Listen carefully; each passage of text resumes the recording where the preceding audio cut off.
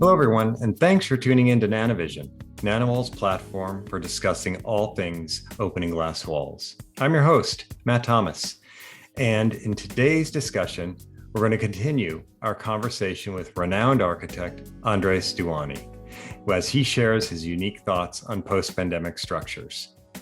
In episode 1, we covered single-family residential. The third thing is that people are at home a lot. They're at home working, and they're at home living, extended families. And so the floor plans that we've been doing lately change pretty radically.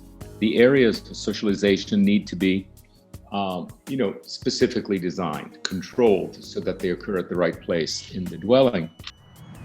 In today's episode, we're going to review how his thoughts translate into multifamily residential development. Regardless of how often we think personally, how often I think I've been taking into account light, air, and sunlight, I really wasn't. Not really. I was assuming that we had solved the problem.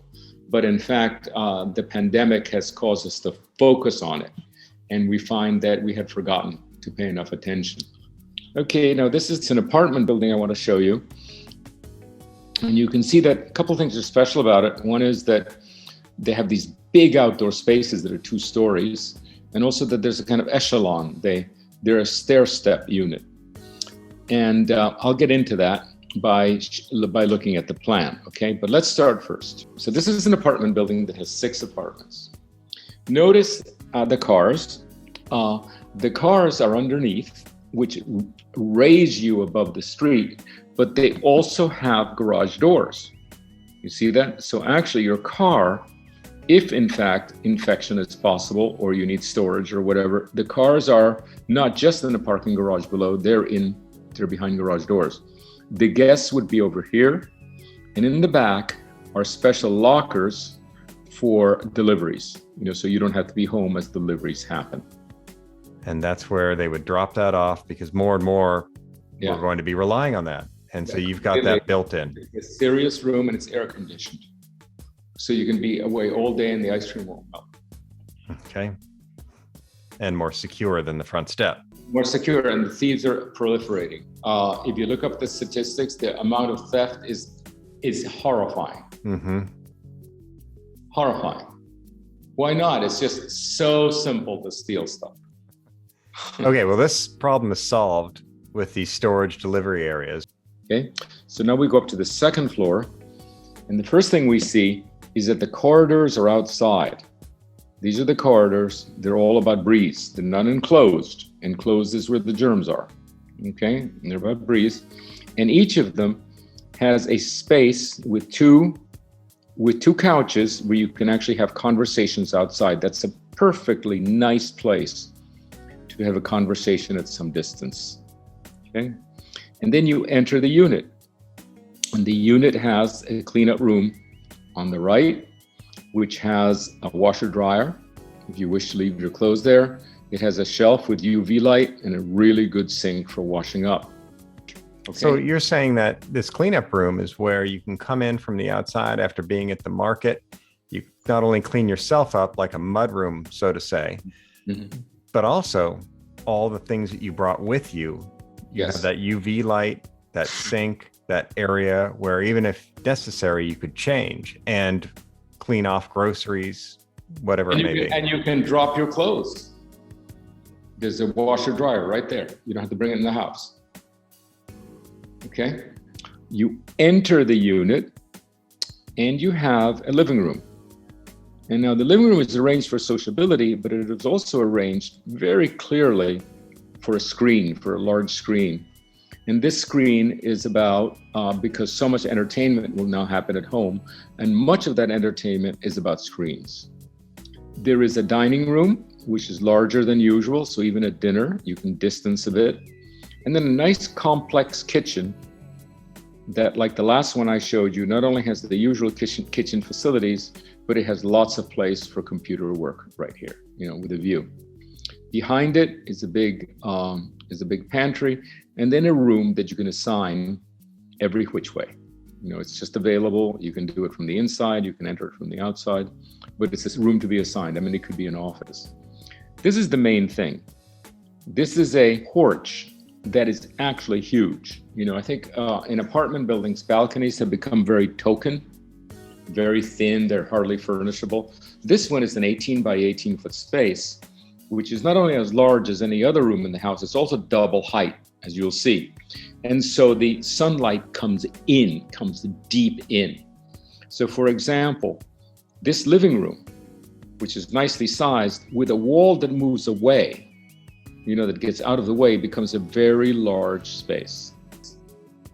And you have them angled because that is for capturing the air. I mean, it looks nice. It also gives you the corner.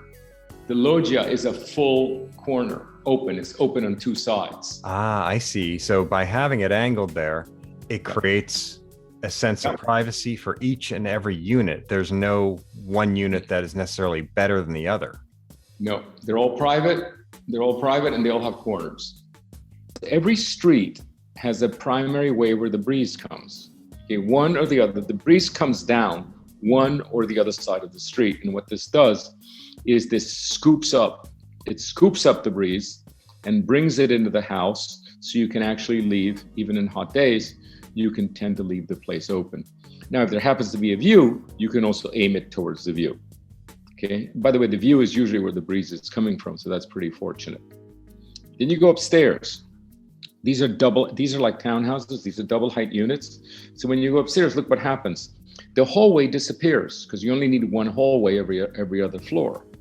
So you have this problem solved of the fact that bedrooms occupy more space than livings and dinings. So that's solved in this one. You climb up the stairs and you have 1, 2, and 3 bedrooms, and they're like suites. They've got everything they need.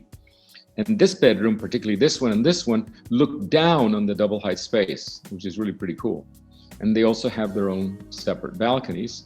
And then there's a room back here, which can be entered directly from the fire stair.